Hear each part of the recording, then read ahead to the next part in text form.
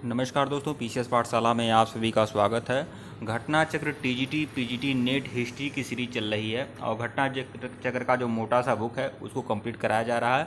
देखिए, कुछ लोग कन्फ्यूजन में हैं, कह रहे हैं कि घटना चक्र से सब आ जाएगा कि नहीं आ जाएगा। देखिए, सबसे बड़ी बात बता दूं, मुझे लग रहा है कि कुछ लोग यूपीपीएससी वाले घटना चक्र की बात कर रहे हैं। यूपीएससी या यूपीपीएससी वाला घटना चक्र नहीं है दोस्तों, जो पीसीएस वाला घटना चक्र नहीं है। यह घटना चक्र टीजीटी पीजीटी के नाम से आएगा, मोटा बुक रहेगा जो विषय वाइज है, तो आप लोग उसे देखिए। तो आइए देखते हैं, यह 40वां भाग है टीजीटी पीजीटी हिस्ट्री के लिए। और एक बात और कहना चाहूँगा कि 5500 वन लाइनर क्वेश्चन का रामबाण PDF TGT PGT NET history के लिए है, डाउनलोड कर लीजिएगा। डिस्क्रिप्शन में लिंक दिया गया है। 6000 क्वेश्चन का रामबाण PDF TGT PGT net geography के लिए है, उसका भी लिंक डिस्क्रिप्शन में है, डाउनलोड कर सकते हैं। अगर असुविधा होती है तो व्हाट्सएप पर मैसेज कर दीजिएगा, व्हाट्सएप नंबर डिस्क्रिप्शन में दिया गया है। आइए शुरुआत करते हैं और आज से मौर्योत्तर काल देखेंगे। मौर्योत्तर काल के कुछ जो इम्पॉर्टेंट प्रश्न है वह सब देखेंगे। और आइए शुरुआत करते हैं। प्रश्न संख्या 1 देखिएगा, निम्नलिखित में से क्या ईसा की प्रथम सदी के आसपास विकसित मथुरा कलाशाला में मूर्तिकला के लिए प्रयुक्त होता है? तो मथुरा कलाशाला में क्या प्रयुक्त हुआ है? तो लाल बलुआ पत्थर प्रयुक्त हुआ है। टीजीटी परीक्षा में पूछा गया प्रश्न है ये। ईसा की प्रथम सदी के आसपास विकसित मथुरा कलाशाला में मथुरा के कलाकारों ने जो मूर्तियां बनाई है या भवन निर्माण किए हैं, उनके लिए उन्होंने एक विशेष प्रकार का लाल चीत्तेदार पत्थर काम में लाया है। मतलब मथुरा में जो भी मूर्तियां बनी हैं वह लाल बलुए पत्थर से बनी हैं। इसकी प्राप्ति रूपवास, टंकपुर और फतेहपुर सिकरी की खानों में होता है। अगला प्रश्न देखिएगा, प्रश्न संख्या 2, निम्नलिखित में से किस विद्वान का विचार है कि ब्राह्मण समुदाय का असंतोष मौर्य साम्राज्य के पतन का कारण बना? तो हरप्रसाद शास्त्री ने यह व्यक्त किया है बातें। एनबीएस पीजीटी में पूछा गया प्रश्न है। प्रसिद्ध बौद्ध विद्वान हरप्रसाद शास्त्री ने अशोक की धार्मिक नीति को मौर्य साम्राज्य के पतन का प्रमुख कारण माना है। उनके अनुसार अशोक की धार्मिक नीति बौद्धों के पक्ष में थी, जो ब्राह्मणों के विशेषाधिकारों व उनकी सामाजिक श्रेष्ठता की स्थिति पर कुठाराघात करती थी। प्रश्न 3 देखिएगा, भीम खटपिसस के सिक्कों पर किस हिंदू देवता का अंकन मिलता है? तो शिव का अंकन मिलता है। भीम खटपिसस के सिक्कों पर शिव और नंदी आदि का अंकन मिलता है। तो विकल्प ए जो है सही है आपका। जीआईसी परीक्षा में पूछा गया प्रश्न है ये। इसका देखिए, भीम खटपिसस ने स्वर्ण एवं तांबे के सिक्के चलाए थे। इनके सिक्कों पर शिव, त्रिशूल और नंदी की आकृतियों का अंकन मिलता है। इसने महेश्वर की उपाधि ली थी भीम खटपिसस ने। प्रश्न 4 देखिएगा, निम्नलिखित अभिलेखों में से किसने सार्थवा शब्द प्रयुक्त होता है? तो सार्थवा शब्द किस अभिलेख में प्रयुक्त हुआ है? दामोदरपुर ताम्रपत्र में सार्थवा शब्द प्रयुक्त हुआ है दामोदरपुर ताम्रपत्र लेख में। और यह दामोदरपुर ताम्रपत्र लेख जो है यह बंगाल में पड़ता है। जीआईसी पीजीटी में पूछा गया प्रश्न है ये। अगले प्रश्न पे आइएगा, इसकी व्याख्या देख लेते हैं। गुप्तकालीन दामोदरपुर ताम्रपत्र अभिलेख से इस तथ्य की पुष्टि होती है कि नगर प्रशासन में श्रेणी सार्थवा की भूमिका का प्रचलन गुप्त काल में होता था। प्रश्न 5 देखिएगा, मथुरा से प्राप्त खड़ी मुद्रा की आदमकद प्रतिमा संबंधित है? तो यह आदमकद प्रतिमा जो है मथुरा से प्राप्त या कुषाण काल से संबंधित है। जीआईसी पीजीटी में पूछा गया प्रश्न है ये। मथुरा से प्राप्त खड़ी मुद्रा की आदमकद प्रतिमा कुषाण काल से संबंधित है। मथुरा के शिल्पी यक्ष और नाग की सुंदर मूर्तियां बनाने में अत्यंत निपुण थे। प्रश्न 6 देखिएगा, निम्नलिखित में से किस राजवंश के शासकों ने शीशे के सिक्के चलाए थे? शीशे के सिक्के किस राजवंश के शासकों ने चलाए थे? तो सातवाहनों ने चलाया था। विकल्प बी जो है वह आपका सही है। इसकी व्याख्या देख लीजिएगा, सातवाहन राजवंश के शासकों ने शीशे के सिक्के चलाए थे। हिंद यवन शासकों ने स्टेटो सेकंड ने भी शीशे के सिक्के चलाए थे। प्रश्न 7 देखिएगा, निम्नलिखित में से किस भाषा में खारवेल का हाथीगुम्बा लेख उत्कीर्ण है? तो हाथीगुम्बा अभिलेख जो है किस भाषा में है? तो यह प्राकृत में है। प्राकृत में। विकल्प ए जो है वह आपका सही है, प्राकृत में है। कलिंग के चेदी वंश का सबसे प्रतापी शासक खारवेल था। इसके विषय में जानकारी का मुख्य स्रोत हाथी गुम्फा अभिलेख है। यह उड़ीसा में पड़ता है दोस्तों। यह लेख प्राकृत भाषा में है एवं प्राचीन भारतीय इतिहास के लिए इसका बहुत ही अधिक महत्व है। प्रश्न 8 देखिएगा, अपने वाहन वृषभ के साथ शिव का मूर्त रूप में अंकन सर्वप्रथम किसके सिक्कों पर मिलता है? तो मिलता है भीम खटपिसस के सिक्कों पर। शिव और नंदी का अंकन जो है भीम खटपिसस के सिक्कों पर है। और इसने सोने के सिक्के भी जारी किए थे भीम खटपिसस ने। भीम खटपिसस के सिक्कों पर शिव, नंदी, त्रिशूल की आकृतियाँ मिलती हैं। उनका शैव मतानुयायी थे वह। इन्होंने महेश्वर की उपाधि भी ली थी। प्रश्न 9 देखिएगा, निम्नलिखित में से कौन सा शासक बौद्ध भिक्षु नागसेन से प्रभावित था? तो बौद्ध भिक्षु नागसेन से प्रभावित कौन था? तो मिनांडर ने। मिलिंद पनहो एक ग्रंथ है जिसमें मिनांडर और नागसेन के बीच वार्तालाप की जानकारी मिलती है। बौद्ध भिक्षु नागसेन से शासक मिनांडर प्रभावित हुआ था। मिनांडर तथा उसके पुत्र स्टेटो प्रथम के सिक्के मथुरा से प्राप्त होते हैं। प्रश्न 10 देखिएगा, उस राजवंश का नाम क्या है जिसने हत्या कर सत्ता हथियाई और जिसका अंत भी हत्या द्वारा ही हुआ? तो वह राजवंश कौन सा है? तो वह राजवंश है शुंग राजवंश, विकल्प बी। अंतिम मौर्य सम्राट बृहद्रथ की हत्या उसके सेनापति पुष्यमित्र शुंग ने करके शुंग वंश की स्थापना की और अंतिम शुंग शासक देवभूति की हत्या वासुदेव ने करके 75 ईसा पूर्व में कण्व वंश की स्थापना की थी। लेकिन अंतोगत्वा अंतिम कण्व शासक सुशर्मांग की हत्या 30 ईसा पूर्व में शिमुक ने कर दी और सातवाहन वंश की स्थापना की थी। दिव्यावदान में पुष्यमित्र शुंग का चित्रण बौद्ध धर्म के संहारक के रूप में किया गया है। दिव्यावदान में थेरावली की रचना 14वीं सदी के लेखक जैन लेखक मेरुतुंग ने किया है। थेरावली की रचना। इस ग्रंथ में उज्जैनी के शासकों की वंशावली दी गई है जिसमें पुष्यमित्र सिंह का भी उल्लेख है। सातवाहनों ने प्रथम शताब्दी ईसा पूर्व में भूमिदान का प्रथा प्रारंभ किया था। सातवाहनों ने ही भूमिदान की प्रथा प्रारंभ की थी। प्रश्न 11 देखिएगा, शुंग वंश का संस्थापक कौन था? तो पुष्यमित्र शुंग था और टीजीटी परीक्षा में पूछा गया प्रश्न है 2004 में। प्रश्न 12, अधोलिखित में से कौन योग सूत्र के प्रवर्तक हैं? योग सूत्र के प्रवर्तक कौन है? तो महर्षि पतंजलि, विकल्प सी जो है वह सही है आपका। जीआईसी पीजीटी में पूछा गया प्रश्न है। योग सूत्र योग दर्शन का मूल ग्रंथ है। इसके रचयिता पतंजलि ऋषि हैं और पाणिनि की रचना अष्टाध्यायी है। अष्टाध्यायी पर ही टीका पतंजलि ने लिखा था महाभाष्य के रूप में। प्रश्न 13 देखिएगा, महाभाष्य के रचनाकार कौन है? तो महर्षि पतंजलि, विकल्प डी। टीजीटी परीक्षा में पूछा गया प्रश्न है। महाभाष्य के रचनाकार पतंजलि थे। यह पुष्यमित्र शुंग के पुरोहित थे। महाभाष्य से पता चलता है कि यवनों ने साकेत और माध्यमिका को रोक डाला था। यौन आक्रमण के बारे में जानकारी मिलती है महाभाष्य से। अष्टाध्यायी के रचनाकार कौन है? पाणिनि है। संध्याकर नंदी ने लिखा था, रामचरित लिखा था संध्याकर नंदी ने। पद्मगुप्त किसने लिखा था? नवसहसांग चरित ने लिखा था पद्मगुप्त।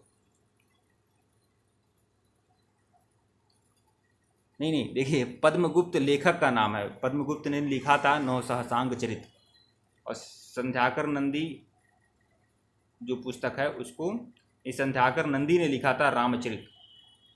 ऐसे रामचरित से बंगाल के पाल वंश के शासक, धर्म और तत्कालीन समाज का ज्ञान प्राप्त होता है। मनु ने मनुस्मृति की रचना की थी। महाकवि पंप ने विक्रमार्जुन विजय, देखिए पंप, पोन्न और रन्न यह 3 कवि हैं जो कन्नड़ साहित्य के त्रिरत्न माने जाते हैं। उसी में महाकवि पंप हैं जिन्होंने विक्रमार्जुन विजय की रचना की थी। विक्रमार्जुन विजय महाकवि पंप ने रचना की थी विक्रमार्जुन विजय, और रन्न ने रचना किया था गदा युद्ध का। तो पंप, पोन्न और रन्न यह 3 लोग कन्नड़ साहित्य के त्रिरत्न माने जाते हैं। तो पंप ने विक्रमार्जुन विजय और रन्न ने गदा युद्ध का वर्णन किया है, गदा युद्ध की रचना की थी। वाक्यपति ने गौड़वाहो तथा, देखिए वाक्यपति जो थे शासक थे, और यह किस वंश के शासक थे? शायद मुझे भूल रहा है, चंदेल वंश के शासक थे या परमार वंश के शासक थे, बाद में जिक्र होगा, आप लोग देख लीजिएगा। वाक्पति ने गौड़वाहो और बिल्हड़ ने विक्रमांक देवचरित की रचना की है। वाक्पति ने गौड़वाहो और बिल्हड़ ने विक्रमांक देवचरित की रचना की है। प्रश्न 14 देखिएगा, महाभाष्य के रचयिता कौन है? तो महर्षि पतंजलि हैं। टीजीटी परीक्षा में पूछा गया प्रश्न है। प्रश्न 15, 2 अश्वमेध यज्ञ निम्न में से किसने संपन्न किया था? तो पुष्यमित्र शुंग ने संपन्न किया था 2 अश्वमेध यज्ञ। और कहाँ संपन्न किया था? अयोध्या में। टीजीटी परीक्षा 1999 में पूछा गया प्रश्न ये। प्रश्न 16 देखिएगा, अयोध्या के लेख से पता चलता है कि पुष्यमित्र शुंग ने 2 अश्वमेध यज्ञ किया था। इसे संपन्न कराने वाले जो पुरोहित थे महर्षि पतंजलि थे।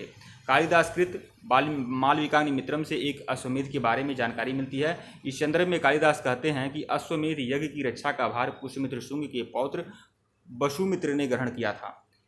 पुष्यमित्र शुंग ने अशोककालीन सांची के महास्तूप की काष्ठ वेदिका के स्थान पर पाषाण वेदिका निर्मित करवाई थी। देखिए जो सांची का स्तूप है उसमें काष्ठ वेदिका लगी हुई थी जो समय के साथ नष्ट हो गई। उसके बाद पुष्यमित्र शुंग ने वहाँ पर पाषाण वेदिका निर्मित कराई थी। लेकिन बहुत सारे लोग कहते हैं कि यह बौद्ध धर्म का शत्रु थे। अगर शत्रु थे तो यह सब काम क्यों कर रहे थे? तो कुछ लेखक होते हैं, उनकी अपनी विचारधारा होती है, वो अपने विचार से लिख देते हैं, अपने हिसाब से वर्णन कर देते हैं। भरहुति स्तूप का निर्माण अशोक ने करवाया था, लेकिन इसकी पाषाण वेदिका और तोरणों का निर्माण शुंगों के काल में हुआ था। इसकी खोज अलेक्जेंडर कनिंघम ने किया था। मतलब भरहुति स्तूप का खोज किसने किया था? अलेक्जेंडर कनिंघम ने। भारतीय पुरातत्व विभाग के जनक भी अलेक्जेंडर कनिंघम ही माने जाते हैं।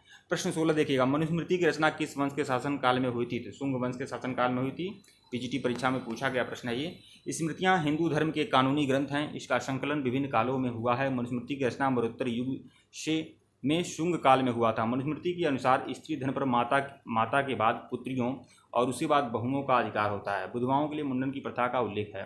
तो अन्य महत्वपूर्ण तथ्य भी देखिएगा। मनुस्मृति के भाष्यकार जो हैं मेघातिथि, कुल्लू भट्ट, गोविंदराज भारूची आदि हैं।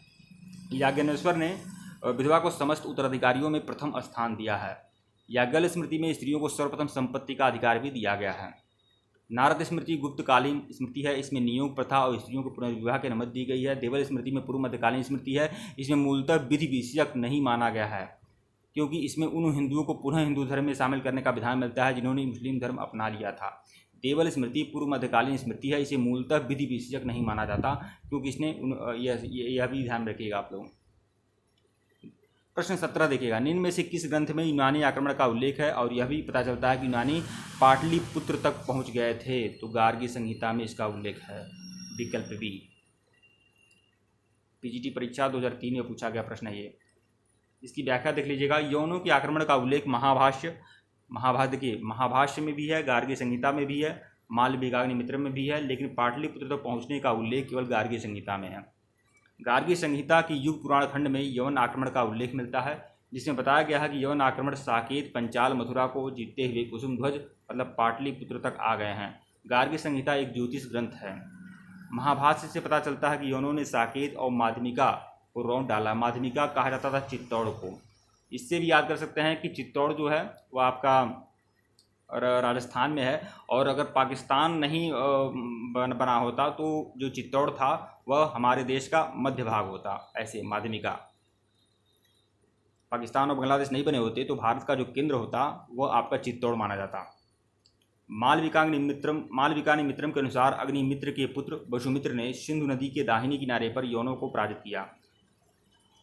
प्रश्न 18 देखिएगा, मालविकाग्नि नाटक में विदिशा के शासक के रूप में वर्णित अग्निमित्र किस राजवंश से संबंधित थे? तो शुंग वंश से संबंधित थे। विकल्प बी। पीजीटी परीक्षा में पूछा गया प्रश्न है। मालविकाग्निमित्रम नाटक में विदिशा के शासक के रूप में वर्णित अग्निमित्र शुंग राजवंश से संबंधित थे। यह महाकवि कालिदास का नाटक ग्रंथ है। इसमें शुंगकालीन राजनैतिक गतिविधियों का ज्ञान प्राप्त होता है। इसे पता चलता है कि पुष्यमित्र का पुत्र अग्निमित्र विदिशा के राज्यपाल तथा उनसे विदिशा को जीतकर अपने राज्य में मिला लिया, और कालिदास यवन आक्रमण का उल्लेख भी करते हैं। अन्य महत्वपूर्ण तथ्य भी देखिएगा। शुंग वंश को महर्षि पाणिनि ने भारद्वाज गोत्र का ब्राह्मण बताया है। शुंग वंश को महर्षि पाणिनि ने भारद्वाज गोत्र का ब्राह्मण बताया है। मालविकाग्निमित्र में पुष्यमित्र को पुत्र अग्निमित्र को बैम्बिक कुल का बताया गया है। अग्निमित्र को बैम्बिक कुल का बताया गया है। बौद्धायन सूत्र पता चलता है कि बैम्बिक कश्यप गोत्र के ब्राह्मण थे। प्रश्न 19 देखिएगा, भगिलय की मुद्राएं निम्नलिखित में से प्राप्त हुई हैं। भगिलय की मुद्राएं जो हैं कहाँ से प्राप्त हुई हैं? नर्मदा घाटी से प्राप्त हुई हैं। टीजीटी परीक्षा में पूछा गया प्रश्न है। भगिलय की मुद्राएं मध्य प्रदेश की नर्मदा घाटी से प्राप्त हुई हैं। यह पंचमार्ग तांबे की मुद्रा पर बैल, पेड़, सूर्य और नंदी का चित्र अंकित रहता है तथा अशोक को ब्राह्मी लिपि में शहर का नाम भगिलय की तरफ खुदा हुआ है। प्रश्न 20 देखिएगा, इस सीरीज का सबसे आखिरी प्रश्न, निम्न में से किस राजवंश के शासकों के नाम मातृसत्तात्मक थे? तो सातवाहन, यह तो आप लोग जानते हैं, 2006 में पूछा गया प्रश्न है। उत्तर भारत के आर्यजनों के समाज में पिता का महत्व माता से अधिक था, परंतु सातवाहनों में हमें मातृसत्तात्मक ढांचे का आभास मिलता है। इनके राजाओं के नाम उनकी माताओं के नाम पर रखने की प्रथा थी। गौतमी पुत्र, वशिष्ठी पुत्र आदि नामों से स्पष्ट है कि उनके समाज में माता की प्रतिष्ठा अधिक थी। रानियों ने स्वाधिकार पूर्वक बड़े बड़े धार्मिक दान किए, और कई रानियों ने तो प्रतिशासक के रूप में भी काम किया।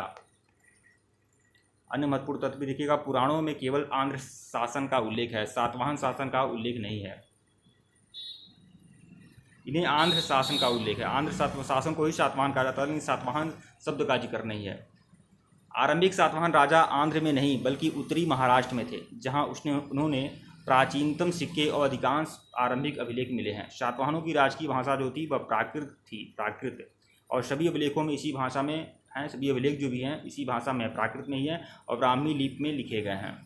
ठीक है दोस्तों, वीडियो को लाइक और चैनल को सब्सक्राइब करिएगा। डिस्क्रिप्शन में लिंक टेलीग्राम को बिल्कुल ज्वाइन करिएगा। इसके पहले का वीडियो नहीं देखे हैं तो प्लेलिस्ट में जाइएगा, Ghatnachakra TGT PGT NET history के नाम से प्लेलिस्ट बनी हुई है। और देखिए दोस्तों, यह आपका मौर्योत्तर काल है, तो जैसे मौर्योत्तर काल आपका पूरा कंप्लीट हो जाएगा तो यह मास्टर वीडियो की सीरीज में जोड़ दिया जाएगा। तो घटनाचक्र TGT PGT NET history series है, आप उसको भी फॉलो कर सकते हैं। 10 मिनट 15 मिनट का ऐसे वीडियो है, 15 क्वेश्चन 20 क्वेश्चन का, उसको भी फॉलो कर सकते हैं। और जिनको बहुत ही लंबा वीडियो देखना है तो वह टॉपिक वाइज भी आपको मिल जाएगा। घटनाचक्र TGT PGT NET history master video, वहाँ पर मास्टर वीडियो मिलेंगे जो एक टॉपिक के होंगे, जैसे प्रागैतिहासिक काल, सिंधु घाटी सभ्यता काल, वैदिक काल, मौर्य काल, मरणोत्तर काल, इस तरह से जोड़ जोड़ कर धार्मिक आंदोलन जोड़ जोड़ कर वीडियो बनाया गया है। धन्यवाद आप लोग को।